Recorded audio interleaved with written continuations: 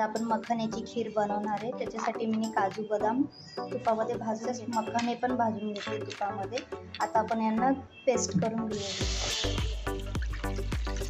हे बघा, मी अर्धा लिटर दूध घेतलंय गरम करायला. दूध गरम झालं का आपण मग सगळं टाकलं. मी जास्त बारीक नाही केले, अर्धेच टाक.